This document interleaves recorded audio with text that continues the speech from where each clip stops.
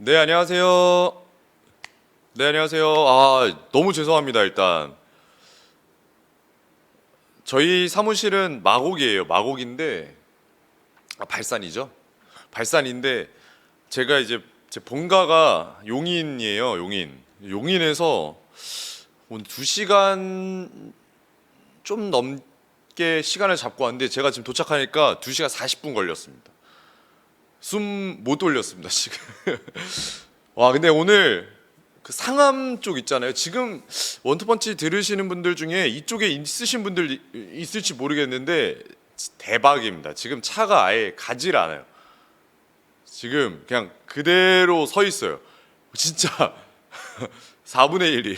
와, 저 이렇게 많이 막힌 거 진짜 처음인 것 같아요. 거의 한 3시간 걸린 것 같아요. 와. 아니 근데 용인에서 마곡이 그렇게 오래 걸리지 않아요. 제가 보통 이동할 때 1시간 반? 1시간에서 1시간 반? 이 정도 잡는데 오늘 3시간 걸렸습니다. 지금 상암이 난리가 난 것 같아요. 예, 아무래도 지금 상암이 바르셀로나랑 그 저기 누구야 서울이죠? F서울 그 나와가지고 와 지금 오늘 송태현님이 지금 발산 N땡 백화점, NC 백화점, 예, NC 백화점 댕겨오셨다고 하시네. 네, 지금 뭐 한국의 버거스님, 뭐 나그네님, 그로그님, 그리고 이전에 뭐 MOMC, 몬스님, 네, 몬스님까지 많은 분들 지금 먼저 와 계셨는데, 제가 좀 늦었습니다. 일단 어쨌든 늦어서 너무 죄송하고요. 일단은 오다 보니까 저기 라인업이 다 떴더라고요. 네, 그래서 지금 오신 분들 먼저 라인업 얘기 먼저 하시는 것 같은데 오늘은 사실 일단 먼저 말씀을 드리면 저희 현재 이 원투펀치 체제에서 현재 원투펀치 체제에서 마지막 라이브 방송입니다. 지금 이 방송이. 그래서 저희가 이제 이 라이브 오늘 라이브를 끝으로 일단 이 구조에서 지금 하고 있는 라이브 시스템은 이제 종료가 되고요. 다음 주부터 조금 색다르게 바뀌어서 촬영이 또 진행이 되고 그렇게 다시 찾아뵐 거예요. 그래서 그거에 관련된 어떤 뭐 계획이라든지 어떻게 진행이 될 거다 이런 거는 저희가 뭐 영상을 따로 찍는 건 모르죠. 예, 그런 건 없는데 어쨌든 콘텐츠는 계속 갑니다. 예, 그러니까 저희가 뭐 휴식기는 아니에요. 이게 휴식기는 아니고 좀 이제 컨셉이나 아니면 촬영 방식이나 이런 것들이 조금 바뀝니다. 그래서 이전에 이제 사전 공지에도 좀 나왔다시피 조금 약간 이제 변화가 좀 있는 타이밍이고 거기서 사실 이제 저희가 뭐 저도 있지만 뭐 장지연 위원님 그리고 뭐 송영주 위원님의 라라 영주 그리고 뭐 장 위원님이 뭐 뭐였죠? 찬스조? 네, 찬스조 그리고 뭐 또 한우준 위원의 히든 플레이어 뭐 이런 코너가 이제 최근에 있었잖아요 라이브. 근데 이제 그런 라이브들은 아무래도 좀 많이 바뀔 것 같고요.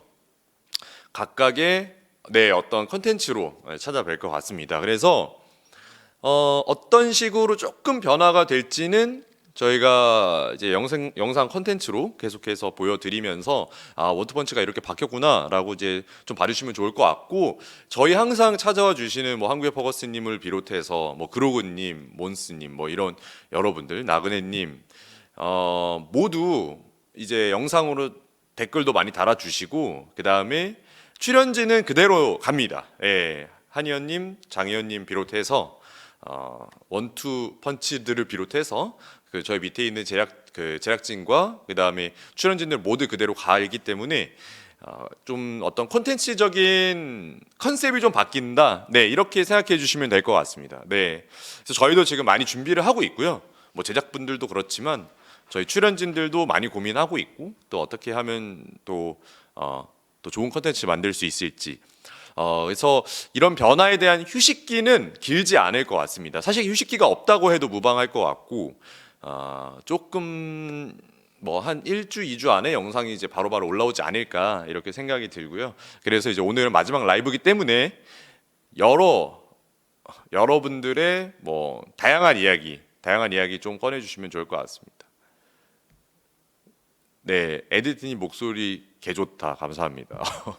네, 나그네님은 이제 한준이, 장지연, 정순주 아나운서 방송 보고 싶다. 그치, 옛날 약간 오리지널 컨셉이죠. 오리지널 컨셉도 일단은 뭐 저는 이제 제작 관련돼서는 그 제작팀이 아니기 때문에 잘 알지 못하지만 한번 뭐 그런 컨텐츠도 생기지 않을까 이렇게 생각이 들고, 퍼거스님이 정원이 형님도 계시죠? 영주 형님은 아직 모른다고 해서요. 영주 형님 아직 모른다고 하셨나요? 계실 겁니다. 네, 영주 형님은 뭐 원투펀치에서 라리가 이야기 또 해주셔야 되기 때문에 있으셔야 되고, 봉님은 꿀보이스 감사합니다. 그러고니 담백한 칭찬. 그래서 일단은 오늘 라이브는 피디님 몇 시까지 하나요, 저희? 30분까지. 그러면은 일단 사실은 7시에 시작해서 8시에 그 저희 사실 이제 한국에서 하는 서울대 바르셀로나 경기가 있기 때문에 그거를 이제 바로 넘어가시는 게 이제 축구 팬들이 가장 좋으실 것 같거든요. 원투팬츠 팬분들. 근데 이제 저희도 이제 마지막 방송이기 때문에 8시 반까지 방송을 할게요. 8시 반까지 하고 8시 반 사이에 저희 많은 얘기하고 그 이후에 뭐 축구 보러 가시면 될 것 같고, 그다음에 또 오늘 토트넘하고 아스날의 북런던 더비도 8시 반에 제가 알기로 중계가 있는 걸로 알고 있어요. 그래서 8시 반 그 경기도 넘어가셔서 보시면 될 것 같습니다. 그건 아마 제가 알기로 장 의원님이 중계를 하시는 걸로 알고 있는데 바로 넘어가서 그거 보시면 될 것 같습니다. 그래서 오늘은 뭐 사실 특별한 주제를 정하진 않았고 시청자분들 그리고 이제 원투펀치 구독자분들과 대화하면서 이야기도 해보고 또 프리시즌 이야기도 하고 또 뭐 다양한 이야기 하면서 점점 콘텐츠 해보겠습니다. 강병빈님 노래 불러주세요. 네, 노래. 제가 강병빈 이름이 좀 낯이 익네요. 제가 노래를 하려면 그러면 저기 뭐야 슈퍼챗 얼마 되죠? 한 50만 원 주시면 제가 시원하게 제로투 쳐드리겠습니다. 네, 에디트님 다음 시즌 제일 기대되는 팀 있으신가요? 뭐 저는 프리미어리그 기준으로 프리미어리그 기준으로 맨유가 기대됩니다. 물론 맨유가 어제 경기를 좀 잘했거든요. 근데 오늘 아침 경기구나. 50만 원 단가의 제로투라이. 저 친구는 그래도 될 것 같습니다. 어쨌든 맨유가 오늘 아침 경기에도 굉장히 잘했는데 제가 이제 아직 정원 인사이트 안 올라갔죠.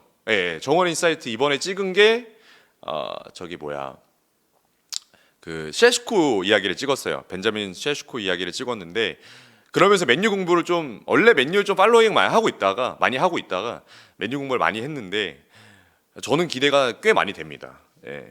그래서 맨유는 전 한 5위 정도는 충분히 해볼 수 있는 5위 정도까지는 가볼 수 있을 것 같다는 생각이 좀 들어서 순위 상승의 가장 큰 폭으로 올라갈 팀은 제가 볼 때 맨유도 유력하다 라고 생각이 듭니다.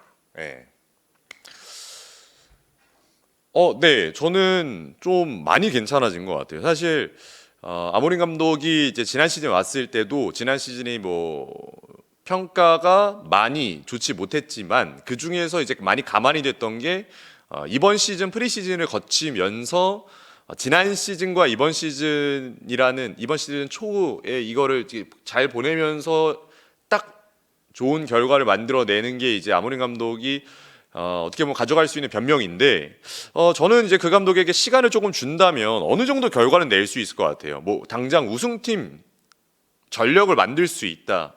뭐 그러면서 좀 막 4위 안에까지 올라올 수 있다. 이 정도까지는 아닌 것 같은데요. 그래도 유럽 대항전 그 순위권 안에까지는 들어갈 수 있다고 저는 생각이 듭니다. 네. 한국의 퍼거스님 컨퍼런스 가면 다행이라 생각합니다. 냉정이요. 네.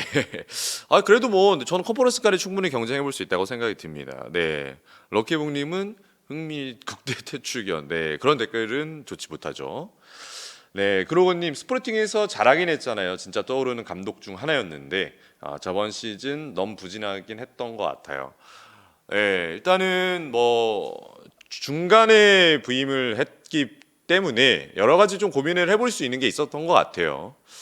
네, 바로 메시지가 없어져 버렸습니다. 네, 좀 말씀 이어서 드리면 어쨌든 아모림 감독은 시간이 필요한 감독이고 그 시간이 조금 본인에게 주어진다면 전 어느 정도 결과까지 만들 수 있을 것 같아요. 예.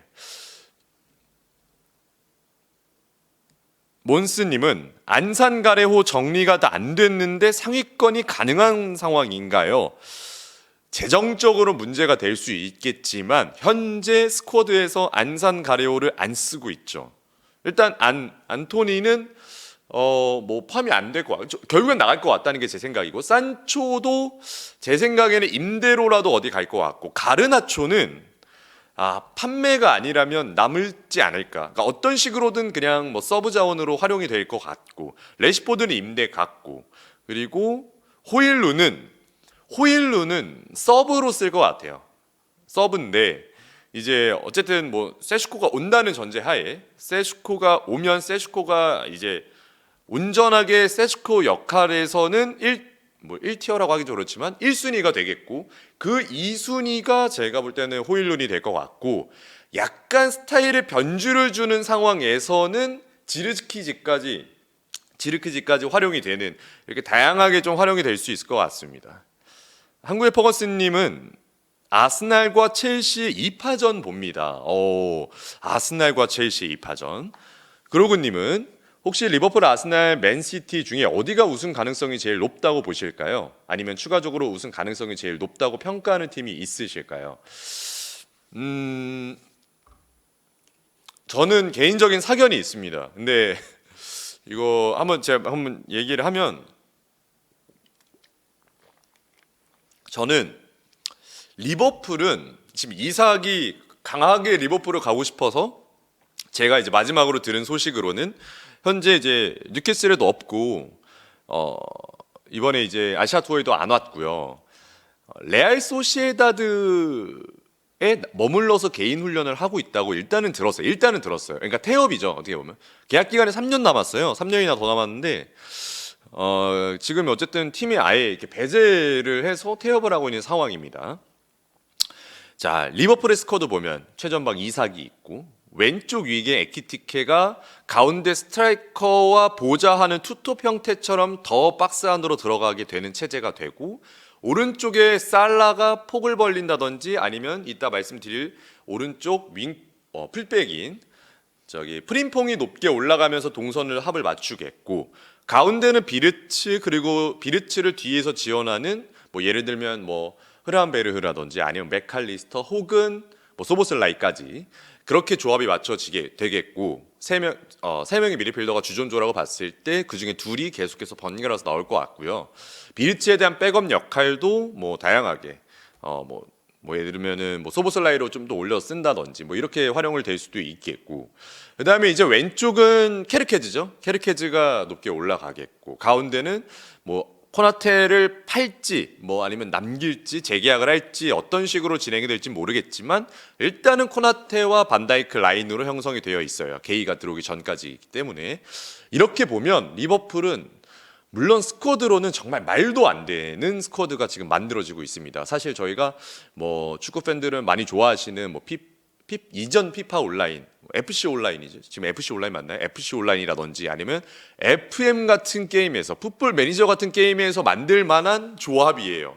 근데 그게 이제 실제로 만들어지고 있는 건데 제가 그냥 느껴지는 건 결국에 축구라는 흐름 속에서 리그의 우승을 가져왔던 팀들은 몇 가지 변하지 않는 그리고 그 오랜 역사 속에서 우승팀들이 가지고 있는 색깔이 조금씩 공통된 것들이 있거든요. 그게 뭐냐면 전체적으로 밸런스가 좋다는 겁니다. 1순위로는 공격과 수비의 밸런스 그리고 조금 더 무게중심을 어디로 가져가냐면 그러니까 쉽게 말해서 최다 득점 팀이 우승을 하는 경우도 있지만 최소 실점 팀이 우승을 하는 경우가 꽤 많아요. 그래서 제가 드리고 싶은 말씀은 어쨌든 경기를 이기려면 골을 넣어야 되지만 득점을 많이 해야 되지만 리그를 우승하기 위해서는 실점이 적어야 된다. 그러니까 수비가 좋은 팀이 우승을 한다. 이런 말이 이제 축구계에는 있죠. 그게 저는 뭐 단순히 그냥 멋있는 말이 아니고 확실한 그 전체적으로 오랜 시간 동안 묵혀져 온 어떤 뭐 철학과 같은 이야기라고 생각을 합니다. 예. 그래서 리버풀이 다시 이야기를 되돌아보면 무게 중심이 물론 좋아. 비르치부터 이삭, 에키티케까지 볼맛도 나고 화려하고 정말 와 이런 축구를 보여줄 수 있다고 라고 하는 게 있는데 확실히 조금 무게 중심이 너무 앞에 있지 않나? 그러면 이 무게 중심이 앞에 있는 공격력에 조금 밸런스를 맞추기 위해서 워낙 슬롯 감독이 이제 지난 시즌에도 기존에 있는 자원들로 잘했던 게 밸런스를 맞췄던 거였거든요. 밸런스를. 그러면 이제 그 이전 시즌보다 조금 더 높게 올라가는 조금 더 공격적인 형태가 갖춰지게 된다면 후방 밸런스를 어떻게 맞출 것인가가 저는 굉장히 중요한 것 같아요. 그래서 리버풀이 이걸 정말 기가 막히게 맞춰낸다. 뭐 방법이 여러 가지가 있겠죠.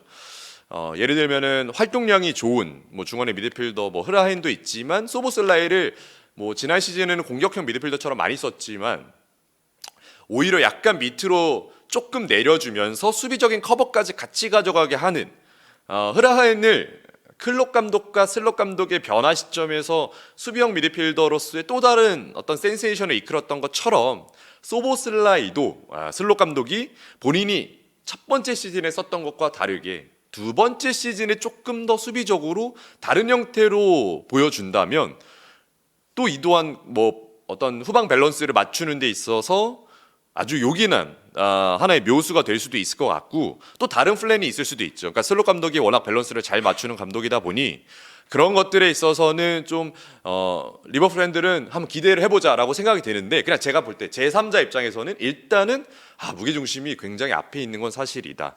그래서 혹시라도 이 공격진에 있는 선수들이 조금 부진하거나 혹은 비르츠라는 아주 좋은 저는 비르츠는 일단 지구상에 현존하는 선수 중에 축구를 가장 잘한다고 할 수 있는 세 손가락, 두 손가락 안에도 든다고 생각해요. 그 정도로 이 축구에 대한 어떤 재능과 이 축구 지능이 매우 정도가 아니라 가장 뛰어난 선수라고 생각이 드는데 이러한 선수조차 어떠한 외부적 이슈라든지 약간의 어떤 부상이 있을 수도 있고요. 그런 것들 때문에 조금 이제 경기에 출전하기 어렵거나 이런 어려운 상황이 있을 때 결국에는 수비력으로 이걸 버텨내고 뭔가 한 경기 한 경기 따오는 게 굉장히 중요하거든요. 그런 것들이 되려면 수비가 굉장히 중요한 것 같습니다. 그래서 리버풀은 수비 밸런스가 일단 중요해서 저는 리버풀은 막 우승을 확 하겠다 이렇게까지는 아니에요. 예. 일단 리버풀을 보면은 성수되고 삼풍백한점을 보는 듯합니다. 혹은 소보슬라의 역할이 굉장히 중요해질 수 있겠군요. 쿤님이라고 춘님인가요? 센터백 무조건 영입 필요할 때 콴사까지 팔고 뎁스가 너무 얇은. 그렇죠. 지금 콴스가 이제 레버쿠젠으로 갔기 때문에 물론 조고메즈가 있기 때문에 조고메즈가 어디든 뛸 수 있지만 조고메즈는 사실 부상이 좀 많아요. 그렇기 때문에 아직 게이가 계속해서 링크가 되는 이유도 이래서 있는 거죠. 게이를 영입한다면 코나테에 대한 나름의 좋은 어떤 그 대체자가 될 수 있을 것 대체자? 어쨌든 대안이 될 수 있을 거라고 생각이 듭니다. 일단 잉글랜드 무대에서 적응이 되어 있고 저도 이제 여러 컨텐츠들을 좀 봤지만 게이는 굉장히 이제 수준급으로 많이 올라온 수비수라고 보여지고요. 리버풀 맨유 분석을 해주셨는데 이번 시즌 프리미어리그 탑6 예측하신 게 있나요? 있다면 팀별 이유도 궁금합니다. 저희가 이런 컨텐츠를 아무래도 이제 곧 찍을 것 같긴 해요. 저희 컨텐츠에서. 근데 이제 제 개인적인 생각을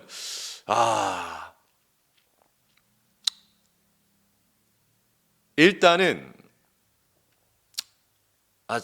저는 1위는 그래도 저는 1위는 맨시티 55%대 리버풀 45% 정도 볼 것 같습니다. 네, 맨시티 55%대 리버풀 45%. 그러니 왠지 아스날 1위 보실 것 같아요 하셨는데 아스날은 저는 아스날은 다 좋은데 아르테타 체제에서 지금 아르테타가 지금까지 쓰고 있는 돈을 봤을 때는 지금은 조금 이제 우승을 좀 타야 되는 타이밍이 맞거든요. 리그에서 무조건 우승을 하지 않는다고 생각이 든다면 컵 대회라든지 아니면 뭐 챔피언스 리그라든지 이런 데에서 조금 더 경쟁력을 보여주려고 전략을 틀 수도 있을 것 같아요. 뭐 그때 가서 상황을 봐야겠지만 물론 전력 차는 저는 크지 않다고 봅니다. 리버풀, 뭐 맨시티, 아스날 정말 거기서 거기인데 저는 감독들의 비교에 있어서는 약간 아르테타가 3순위는 맞는 것 같아요. 예. 그러니까 제가 이제 전 아스날 굉장히 좋아합니다. 예, 일단 제가 전제 조건을 깔면은 아스날 저 굉장히 좋아하고 제 이제 친한 친구 중에서도 아스날 광팬도 있고 해서 아스날에 대한 이야기도 많이 하고 아스날 분석도 스스로 많이 하고 이러는데 아스날이 그 말씀해 주셨던 이거를 우승을 한번 딱 해야 되는 그 고비 그게 이제 있었거든요. 그걸 한번 이제 지난 시즌이라든지 뭐 맨시티에게 조금 막혔던 그리고 뭐 지난 시즌 아스날 리버풀 격차가 좀 벌어지긴 했지만 저는 그때는 아르테타가 지금만큼의 부담은 없었다고 생각해요. 예, 지금만큼의 부담은 없었다고. 그런데 이제 그때 하지 못했기 때문에 이제는 아르테타 자체도 부담이 많이 되거든요. 선수들도 부담이 되겠죠. 선수들도. 하지만 아르테타 자체도 부담이 되기 때문에 본인이 약간 압박을 받는 상황은 리그를 펼치면서 언제든지 생길 수 있습니다. 아스날도 뭐 2연패를 한다든지 아니면 뭐 무슨 기간이 늘어나게 되면 이전에는 조금 더 여유롭게 판단을 할 수 있었지만 이제는 조금 더 부담을 받을 수 있기 때문에 오히려 이게 아르테타 입장에서는 조금 더 어떤 본인의 입지에 흔들릴 수 있는 판단을 할 수 있는 가능성이 높다라고 생각이 들어서 저는 오히려 약간 궁지에 몰려있는 느낌이에요. 예, 궁지에 몰려있는 느낌. 아스날의 팀 스프릿이 굉장히 좋았던 시기가 있었죠. 특히 웨데고르, 사카, 베나이트 라인이 뭐 제대로 폭발적으로 활약을 하면서 뭐 진짜 맨시티, 아스날 그 마지막에 맨시티가 결국에 최종전을 이기면서 우승을 차지했던 그 페이스 그때까지 갔던 페이스 8강을 갔었을 때였던 걸 제가 기억하는데 그 챔피언스리그 8강 갔던 시즌 무튼 그때를 좀 보면 전 그때 했어야 됐다고 생각하거든요. 그때 했으면 그 다음부터는 정말 아스날 선수들도 이제 우리는 우승을 해봤고 어떻게 하면 우승을 할 수 있다라는 거를 이제 알고 있고 몸이 체득이 됐을 텐데 이제는 약간 선수들도 그때만큼의 어떤 그런 건 아닌 것 같아요. 물론 요케레스가 오고 수비맨디가 왔기 때문에 그리고 뭐 네르고르도 왔고 그리고 이제 뭐 나우먼이라든지 뭐 이런 선수들의 어떤 재능도 있고 하기 때문에 전체적으로 팀의 색깔도 다시 한번 더 그리고 팀에 대한 어떤 뭐 활기도 색다르게 좀 불러 일으켜 왔어요. 그래서 전체적으로 다시 한번 해보자 이런 건 올라왔는데 뭔가 이 타이밍을 조금 놓쳤고 이거에 대한 부담감은 선수들도 있겠지만 선수들을 어쨌든 아스날은 다른 것보다 아르테타를 보고 온 선수들로 구성이 되어 있어요. 그러면 아르테타의 판단이 이 선수들에게 전적으로 매우 큰 영향을 주거든요. 예, 그거를 좀 봤을 때는 아르테타의 판단에 부담감이 조금 더 늘어날 수 있다. 저는 이렇게 생각이 듭니다. 네. 부담감 맞는 것 같습니다. 아무래도 그러다 보니 처음에는 포스트 펩 같은 축구를 하다가도 이제는 내려서는 전술을 입힌다는 성적과 부담감이 반영이 된 거라고 생각합니다. 네. 그리고 그로고님도 22-23 시즌 중후반에 안 무너지거나 23-24 시즌 제가 말씀드린 게 23-24 시즌이었던 것 같아요. 23-24 시즌에 전승에서 우승해야 됐던 것 같습니다. 지금 영입을 많이 했지만 다른 팀들이 전력 보강을 너무 잘해서 난이도는 좀 더 어려워진 느낌. 네, 그렇습니다. 그래서 조금 그런 것 같고 맨시티는 저도 맨시티 경기를 이번에 이제 클럽 월드컵 봤는데 펩 감독이 이제 지난 시즌에 굉장히 어려웠고 이번에 사실 펩의 시즌 2죠. 시즌 2라고 해야 되나? 시즌 3라고 해야 되나? 어쨌든 기존의 트래블 이후에 큰 변화를 한번 이제 겪게 됩니다. 네, 트래블 이후에 더브라이너 나가고 이제 균도안도 있지만 균도안도 이제 역할이 매우 클 거라고 생각이 들진 않고 쉐르키 뭐 예를 들면 라인더러스 그리고 왼쪽 풀백의 아인투누리 뭐 이런 대대적으로 개편이 되면서 조금 많은 변화가 일어날 것 같아요. 이전에는 예를 들어서 뭐 로드리, 케빈 데브라이너 그리고 뭐 이전에 뭐 포든의 전성기 이러한 묶음으로 되어 있다면 이젠 좀 바뀌었죠. 물론 주축 자원들은 다 있습니다. 주축 자원들은 다 있지만 홀란드 있고 로드리도 있고 다 있지만 보호자를 줄 수 있는 선수들이 많이 바뀌게 되는 것도 저는 이제 펩이 이번 시즌은 그러니까 항상 이제 선두주자에 있었죠. 펩이 전술의 변화에 있어서 어떤 변화를 가져갈지 좀 궁금합니다. 예. 저는 제가 요즘에 그런 생각을 했어요. 이제 프리미어리그를 이제 지난 시즌도 쭉 팔로잉을 하면서 전술 변화의 형태에서 보게 되고 이제 축구라는 게 어쨌든 프리미어리그가 다른 리그를 제가 뭐 이렇게 낮추거나 비하하는 게 아니라 굉장히 도전적인 전술 형태가 많이 나오는 곳인 것 같아요. 제가 봤을 때는. 그래서 상위권에 있는 팀들도 굉장히 도전적인 전술 형태를 많이 가져가고 그거에 따라서 대응하는 전술도 프리미어리그는 꽤 많이 나옵니다. 그렇기 때문에 프리미어리그는 그다지 내려앉는 팀들도 많이 없고 오히려 강등권에서 올라온 팀들도 보다 본인들이 조금 더 공격적인 형태에서 공격성을 갖춘 형태의 전술 형태를 가지고 나오는 경우도 꽤 많거든요. 그렇기 때문에 이제 지지난 시즌 계속해서 어떻게 올라온 팀들이 떨어졌고 올라온 팀이 떨어진 이유도 저는 그런 것들의 어떤 연관성도 좀 있다고 생각이 돼요. 실리적인 판단, 그러니까 뭐 완전히 내려앉는 것보다는. 근데 거기서 이제 최근의 트렌드는 효율성이라고 생각이 듭니다. 효율성. 제가 지난 시즌에 계속 느끼지만 축구 형태에서 전술의 포인트는 효율성입니다. 효율성. 결국에는 이제 뭐 가르디올라 감독의 티키타카 축구에서 그 다음에 3-2-4-1 형태의 축구가 이제 최근에 아주 대두가 많이 되면서 센터백 인버티드 형태를 보여줬고 뭐 풀백 인버티드 형태를 보여줬던 과르디올라의 체제 밑에, 그러니까 과르디올라의 어떤 전술 형태 밑에 뭐 아르테타, 뭐 그거를 또 반영하고 있는 그 반영했던 클롭도 있었고 슬롯도 있고 뭐 첼시의 마레스카 역시 마찬가지고 지금 뭐 포스테코글루도 역시 양쪽 풀백 안쪽으로 깊게 넣는 뭐 인버티드 이상의 풀백 효과를 만들어내고 그게 다 이제 거기서 파생되어서 나오는 전술들이라고 생각이 들고요. 그러면 그런 것들에 상위권에 있는 팀들을 상대로 그러면 중위권에 있는 팀들은 어떻게 경기를 해야 되냐?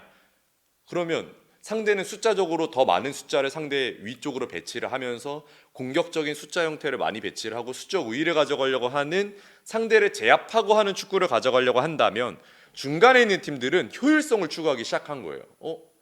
그래? 그러면 수비할 때는 한 명도 내려, 과감하게 내리고, 그리고 상대가 예를 들어서 후방에서 빌드업해, 그럼 우리도 공격적으로 나가 압박해. 왜냐하면 압박해서 볼을 따지면 그것만한 효율성은 없으니까. 네, 그러면 압박 형태도 가져가. 그래서 볼 점유율이 생각보다 높지 않더라도 계속해서 중위권에 있는 팀들이 결과를 낼 수 있었던 건 상대에 대한 대응책을 수비적으로 만든 이후에 전환을 시키면서 혹은 조금 더 효율성을 추구한 축구를 보여주면서 그런 거 대표적으로 노팅엄이 있었고요. 풀럼도 그랬고 본머스도 그랬고요. 다 중위권에 있는 브라이튼도 그랬고요. 점유율에 대한 부분보다는 점유율을 내주더라도 효율성에 대한 부분, 경기를 실리적으로 판단 속에서 뭐 슈팅을 적게 가져가더라도 그 안에서 내용을 뽑아낼 수 있고 상대의 볼 터치를 조금 많게 주더라도 위협적인 장면에서의 찬스를 내어주지 않는 것에 판단을 가져가는 감독들이 꽤 많이 나오고요. 그런 것들은 상대에 대한 대응책으로 계속 나옵니다. 네, 그래서 저는 효율성이 굉장히 중요하다고 생각이 들어요.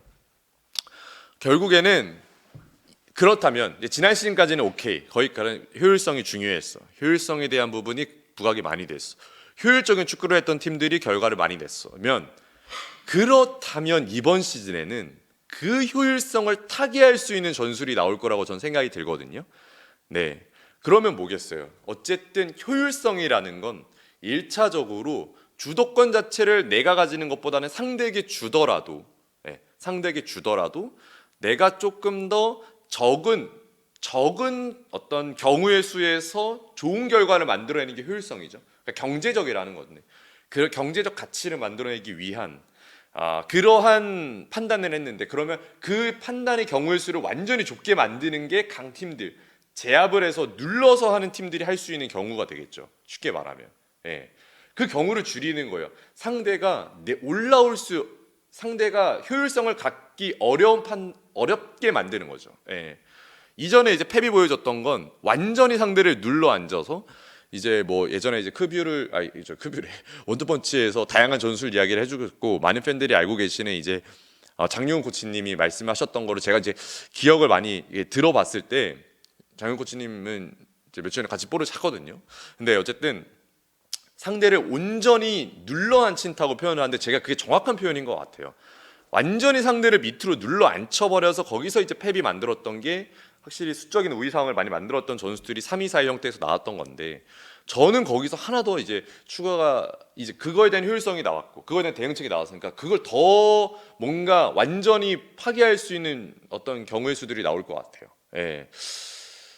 그러지 않나 생각이 듭니다. 근데 효율적인 축구는 사실 어떻게 보면은 패러다임을 조금 한 바퀴 돌고 있는 시스템, 지금 타이밍이에요. 이 축구라는 전술 트렌드를 본다면 실질적으로 예전에는 조금 더 효율적으로 축구를 했고, 실질적으로 뭐 크로스와 원플레이 한 번에 포인트를 가져가면서 볼터치를 적게 해서 공격 마무리를 하는 축구가 많이 만들어졌는데, 이제는 그거에 대한 대응책, 그거를 완전히 제압시키는 볼 점유율 축구가 나왔고, 볼 점유율 축구를 타개하는 효율적인 실리 축구가 나오고 있고, 약간 롱볼이 섞이면서 그러면서 하이브리드 형식에 만들어지면서, 그러면 이제 이거를 타개할 건 또 뭐냐예요. 이거를 타개할 건. 굉장히 저도 중요한 부분이라 생각이 들고, 그래서 다음 시즌이 굉장히 재밌을 것 같습니다.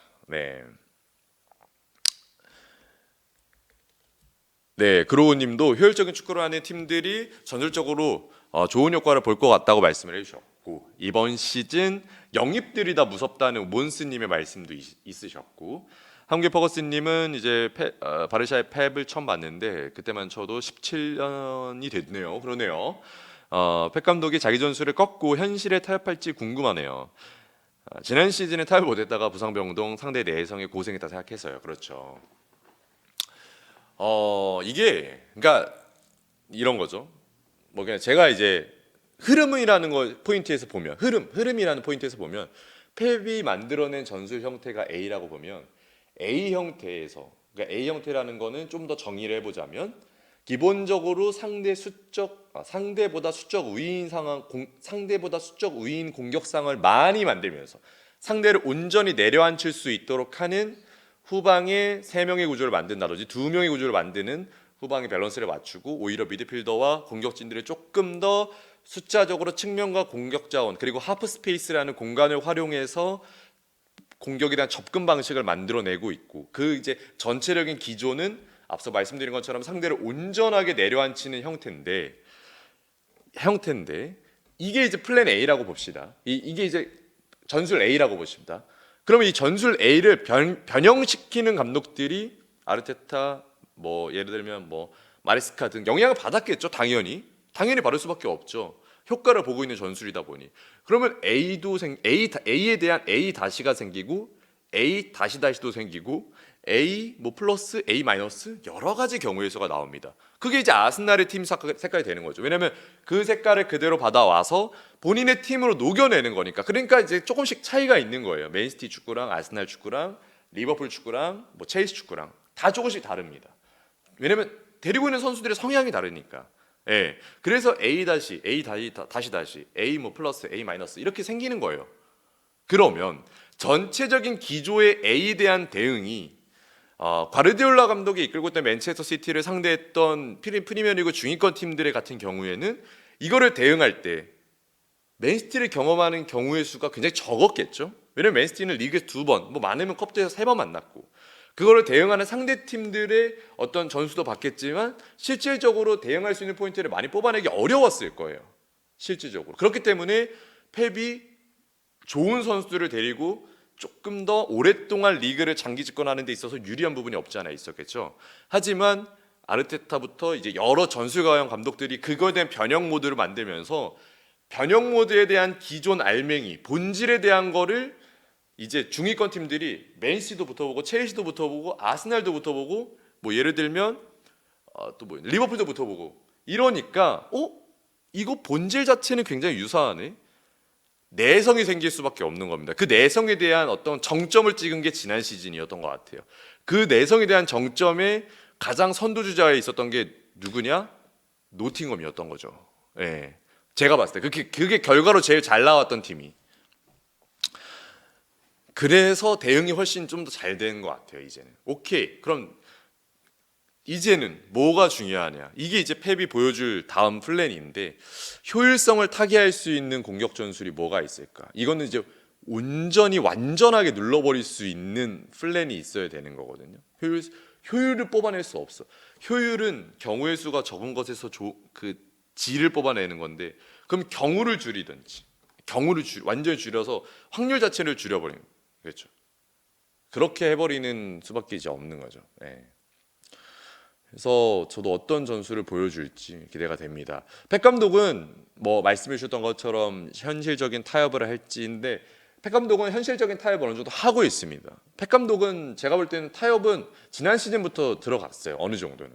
근데 선수에 대한 고집은 굉장히 센 감독인 것 같아요. 네. 그게 뭐 골키퍼라든지 아니면 뭐 어느 정도 기존 본인이 쓰는 선수에 대한 고집은 굉장히 세고 그거는 아르테타와 뭐 저기 마레스카와는 좀 많이 다른 것 같습니다. 네, 본인이 쓰고자 딱 아니다 싶으면 이게 보다는 굉장히 또 오랫동안 그 선수에 대한 신뢰를 보내주고 믿는 거예요, 그냥. 그러니까 이 선수의 가치가 이 선수의 장점이 이 선수의 단점보다 훨씬 더 가치가 높다라는 생각을 매우 강하게 가지고 있는 감독이다. 네, 저는 이렇게 생각을 좀 한다고 생각합니다. 그래서 저도 궁금합니다. 다음 시즌 어떻게 좀 만들어질지 궁금하고 바르셀로나가 한 골 넣었네요. 레반도프스키가 한 골 넣었다고 떴네요. 방금 넣었군요. 방금. 네. 완전히 눌러버린다는 게 엄청난 주도권을 가지고 계속 유지하면서 전방 압박 같은 방식으로 지속적으로 도전하면서 상대 수비진들을 무너뜨리는 것을 말할까요? 정답은 아직 모르겠습니다. 저는 정답은 아직 모르겠는데 완전히 눌러버린다는 것은 엄청난 주도권을 갖는다는 것이 될 가능성이 높죠. 네, 높다고 생각이 들어요. 그거는 완전히 눌러앉는다. 역습으로 전환이 된다든지 어쨌든 수적으로 몹게 배치를 하면 후방은 비니까 그 빈 공간을 내어주지 않게 하기 위함이라면 어떻게 플랜을 가져갈 것인가. 전방에서 완전히 눌러버린다든지 뭐 이런 형태가 될 수도 있고 아니면 이런 것도 될 수 있어요. 효율성을 추구하는 팀들 중에 치명적인 약점이 있습니다. 치명적인 약점. 저는 이게 뭐라고 생각되냐면 대표적으로 노팅엄과 첼시의 시즌 마지막 경기였어요. 노팅엄과 첼시의 시즌 마지막 경기. 이제 그 경기를 첼시가 이기면서 챔피언스리그 진출권을 따냈죠.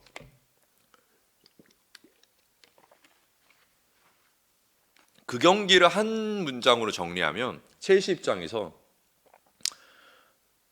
노팅엄 그래, 니네가 하고 싶은 거 해봐라. 이거예요. 네, 노팅엄, 니네 하고 싶은 거 해봐라. 그게 무슨 말이냐? 노팅엄, 첼시 볼 소유를 안 해. 노팅엄, 니네 공격 올라와. 니네가 효율성을 추구해. 니네 지공 상황에서 공격해봐. 네, 그렇게 수를 먼저 던져주는 거죠.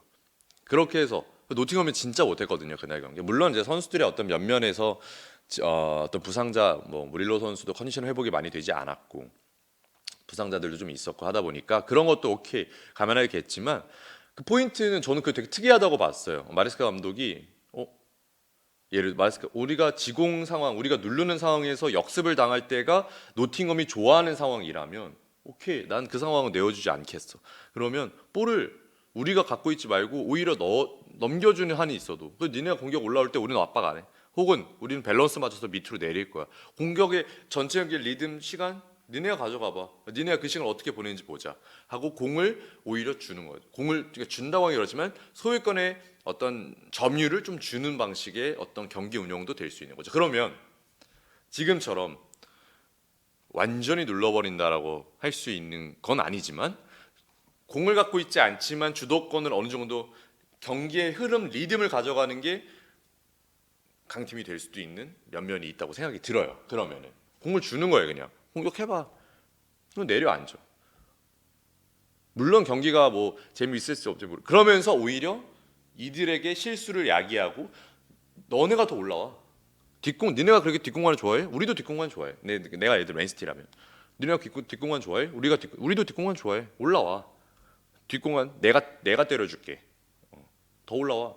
그러면 올라와서 볼을 돌리는데 맨시티 맞고 볼을 돌리기가 어렵죠. 선수들의 퀄리티가 있다 보니. 그러면 거기서 실수가 나와. 왜냐면 본인들은 그것보다 공간이 많을 때가 더 좋거든. 근데 공간을 안 주는 거야. 그냥 내려앉아 버려. 그러면 오히려 그 공간은 맨시티 쪽에서 입장. 그럼 우리가 간다 하고 역습 가버리고. 그러면 한 골을 먹어. 그렇게 되면 맨시티에서 경기 풀기가 너무 쉽죠. 선취골이 굉장히 중요해질 거예요. 그렇기 때문에 이제는 선취골을 넣은 팀이 경기 리드를 가져가는 경우가 꽤 많아질 겁니다. 이제는 오가는 형태는 생각보다 많이 안 나올 가능성이 높고 오히려 선취골을 넣은 팀이 리드를 가져가 강팀들 입장에서 말씀을 드리는 거예요. 선취골을 넣는 팀이 굉장히 유리해질 가능성이 높다는 생각이 듭니다. 예. 그래서 저도 이제 좀 뜯어봐야 될 것 같아요. 예. 뜯어보고 그러니까 경기를 좀 봐야 될 것 같아요. 프리미어리그를 개막하고 나서 어떠한 전술적 트렌드가 유행을 할지. 지금 뭐 아직 이제 클럽 월드컵에 나온 것들은 지난 시즌의 어떤 뭐 마무리 정도, 지난 시즌에서 뭐 좋았던 거. 결국에는 챔피언스리그를 우승했던 파리 생제르맹의 축구가 클럽 월드컵에서는 또 그러니까 온전하게 통했다고 보기는 어렵죠. 결국에 첼시에게 발목을 잡혔고 첼시는 훨씬 더 효율적이고 본인들의 어떤 전략 전술을 잘 가지고 나왔기 때문에 그러니까 모든 걸 타개할 수 있는 전술 형태는 이제는 진짜 없습니다. 이제는 진짜 없어졌다 이렇게 생각이 듭니다. 결국에는 대응이 중요하겠죠. 다들 축구 보고 계신가요? 주로 축구 틀어놓을까요? 오늘 제 축구를 보러 오우 내 목소리 나오네. 축구를 보고 계신 분들이 있으면 좀 소통하면 좋을 것 같은데. 맨스님도 말씀하셨네요. 펩은 10년 전후의 티키타카, 안티풋볼의 어려움, 그리고 펩시티 3-2-4-1로 타겟, 역습의 또 어려움. 그걸 풀어내는 과르디올라 결국은 해답을 찾아낼 거라 생각합니다. 결국 포지셔닝 풋볼로 가면 상대의 약점을 찾아낼 거라 생각합니다. 그렇죠. 포지셔닝 풋볼이 중요한 건 결국에는 내려앉아 있는 그러니까 변수를 던지기에는 선수들의 위치 교류가 가장 빠르게 적용이 될 수 있는 것들이죠. 선수 교체보다는 선수의 위치 변화, 순간적인 위치 변화를 통해서 상대의 수비의 균열을 만드는 것. 그게 이제 포지셔널 풋볼의 아주 중요한 요지가 되는데 결국에 그거는 계속 이제 가져가야 되는 것들이고요. 또 한편으로 좀 그런 생각도 해요. 저는 뭐 이거 갑자기 그냥 드는 생각인데, 야말이 골 넣었네요. 최근에 이제 이삭이 요즘에 스트라이커가 굉장히 비싸잖아요. 스트라이커. 뭐 요케레스도 뭐 가격을 많이 꺾긴 했지만 요케레스 비싸고, 뭐 잭슨도 비싸고, 그렇죠. 그리고 세슈코도 비싸고. 스트라이커가 왜 비쌀까요? 스트라이커가. 또 스트라이커도 있죠. 블라우비치도 여전히 비싸. 블라우비치도 여전히 비싸고 비싸게 샀으니까. 이삭도 비싸. 홀란 뭐 여전히 비싸. 요케레스. 뭐 델랍은 좀 싸게 들어온 감이 없잖아요. 하지만 주앙 페드로도 싸게 들어온 건 아니고. 공격수가 없어지고 있습니다. 공격 최전방 스트라이커가 이제 최전방 스트라이커 기근 현상이라는 거는 너무 많이 얘기를 했고요. 근데 최전방 스트라이커가 없어지면 전술 형태는 완전히 달라질 가능성이 높습니다. 그야말로 제로톱은 이제는 제로톱이라고 제로톱은 이제 상수예요. 그러니까 이거는 희소성 때문이에요. 희소성. 선수들의 9번 스트라이커의 희소성. 그러니까 그만큼 반대로 얘기하면 9번 스트라이커가 왜 희소성이 높나요? 골을 넣기 때문이고요. 그만큼 골의 가치가 높기 때문이라고 생각이 드는 거죠. 근데 참 웃기죠. 골의 가치. 그러니까 결과예요, 결과. 근데 우리는 과정을 많이 보죠. 축구를 볼 때, 야, 이게 해서 후방 뭐 이렇게 해서 빌드업을 해가지고 이렇게 해서 측면을 뭐 허물어서 결국에는 뭐 어떻게든 득점을 만들어낸다. 결과를 만들기 위한 과정인데 과정을 많이 본단 말이에요.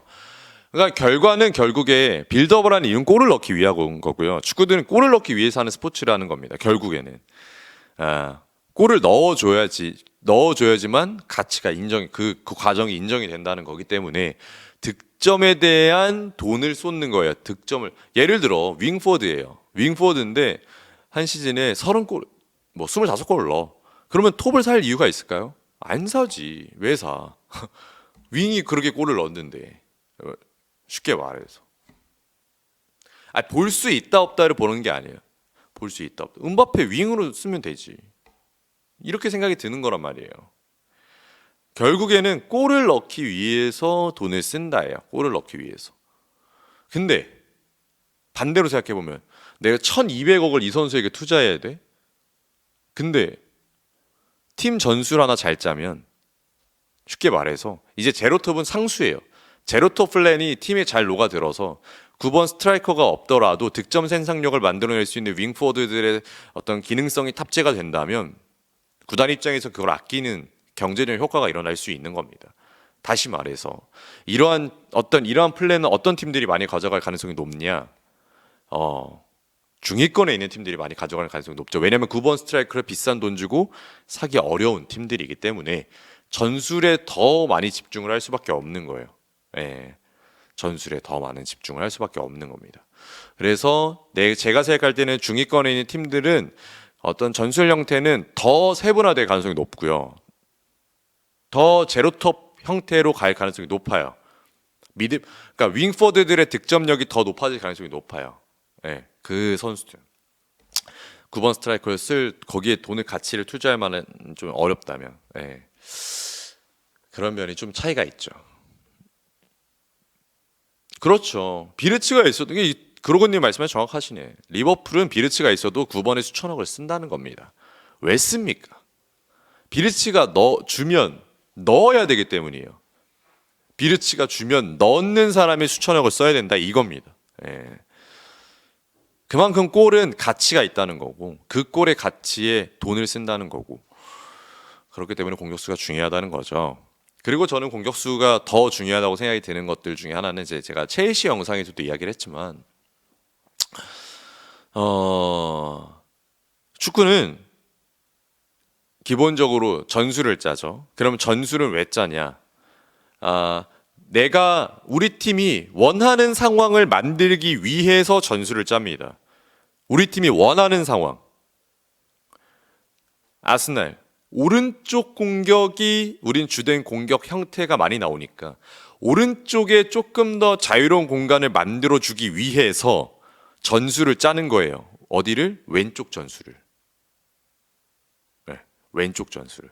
그러니까 뭐 지금 단편적으로 그냥 설명을 한 겁니다. 뭐 아스날 그렇다고 왼쪽 전술을 오른쪽 전술 때문에 짠다 이런 건 아니지만 그냥 단편적으로 설명을 하면 오른쪽에 사카, 외대고로 화이트라는 걸 봤을 때, 화이트 팀버를 봤을 때 본인들이 원하는 상황을 위해서 전술을 짠다는 걸 말씀드리고 싶었던 건데 그렇게 하는 이유는 결국에는 본인들이 원하는 상황을 만들기 위함이고 그래서 전술을 짜는 건데 결국에는 경기 중에 그만큼의 경우가 나오느냐를 봐야 돼요. 그만큼의 경우가 나오느냐. 근데 경기는 우리 팀만 하나요? 상대랑 맞물려서 하는 게 경기입니다. 상대랑 맞물려서. 그러면 내가 주먹을 일로 친다고 얘가 맞는다는 게 아닌 거지. 피하면 그거에 대한 변화가 생기잖아. 그러면 내가 원하는 상황이 안 나올 거 아니야, 축구는. 그렇죠? 내가 원하는 상황이 더 많이 안 나오는 게 축구입니다. 네.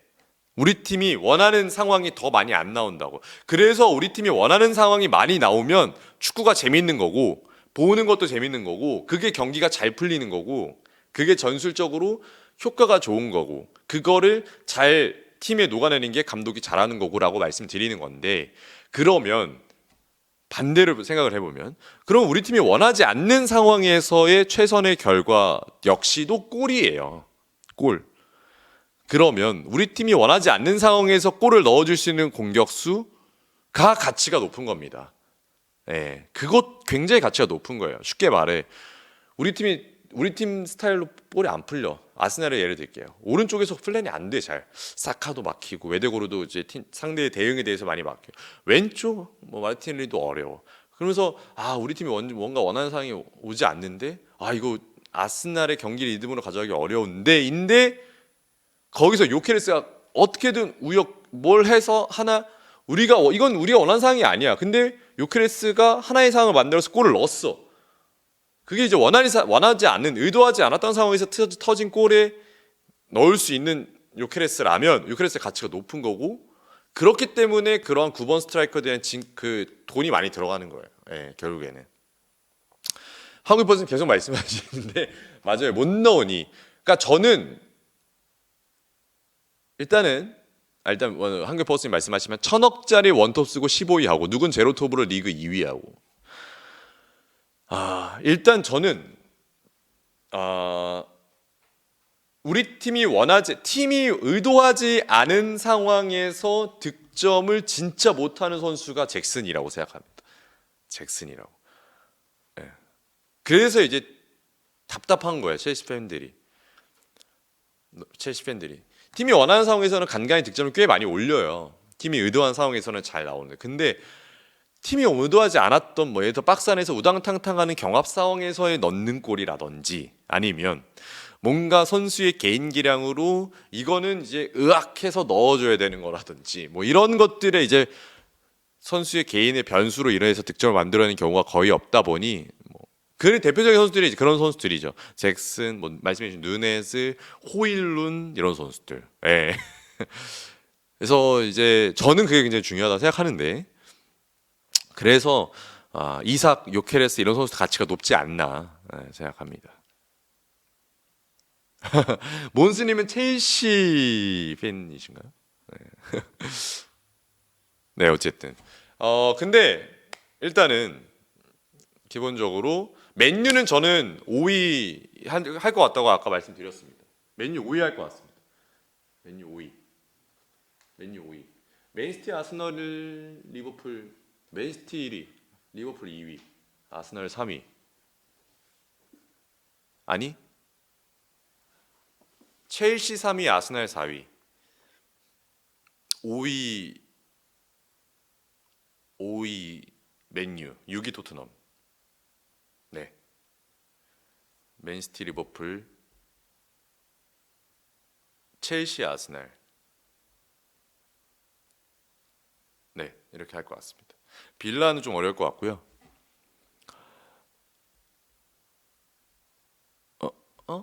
그런가요? 아닌데? 맨시티, 리버풀, 첼시, 아스날, 맨유, 토트넘이니까. 네. 저 맨유 잘할 것 같아요. 네. 저는 맨유 생각보다 잘할 것 같습니다. 와, 뉴캐슬 이번 이적 시장 진짜 지금 난리예요. 지금 일단 단장이 없죠. 예. 무임했나? 제가 마지막으로 봤을 땐 단장이 없었거든요. 아니에요. 맨유는 잘할 것 같아요. 맨유는 확실히 올라올 겁니다. 예. 쉽지 않을 것 같아요. 뉴캐슬은 쉽지 않아요. 뉴캐슬 이번에 챔스 또 해야 되거든요. 에디어가 챔스 병행했을 때 결과 좋지 못했어요. 예. 토트넘은 저는 뭔가 프랭크 감독이 저점이 높고 고점이 낮은 감독이에요. 그냥 한마디로. 근데 모하메드 쿠두스 하나로는 전 좀 부족하다. 뭐야 조용욱이 골 넣네요.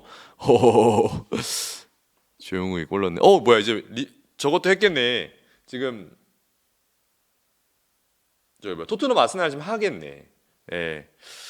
일단은 그러면 이제 1분 안에 마무리를 하도록 하겠습니다. 리버풀만 하는데 리버풀 팬이시구나 그러고님이. 그래.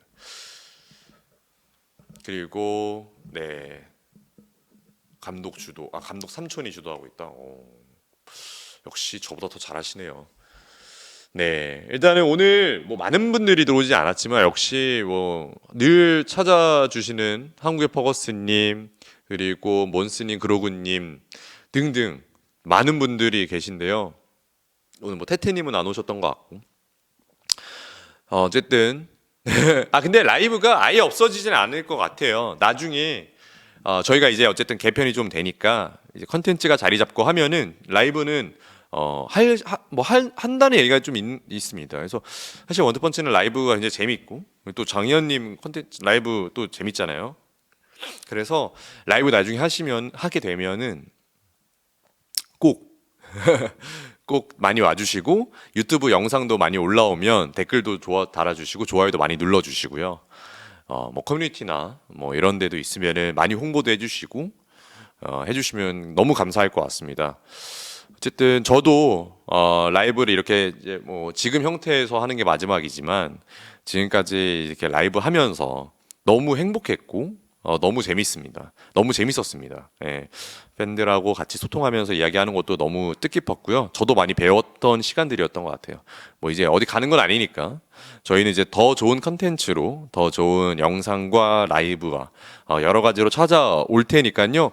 많이 찾아와 주시고 원투펀치를 오랫동안 좋아해 주셨고 그리고 제가 합류하기 전부터 아주 오랫동안 응원하고 지켜보고 묵묵히 봐주셨던 분들이 나중에 원투펀치라는 컨텐츠를 오랫동안 본 거를 후회하지 않도록 네 저부터 열심히 찍어서 활동하겠습니다. 그래서 나중에는 원투펀치를 꾸준히 봤다라는 걸 자랑스럽게 생각할 수 있도록 제가 열심히 하도록 하겠습니다. 그동안 라이브로 소통할 수 있어서 너무 행복했고요.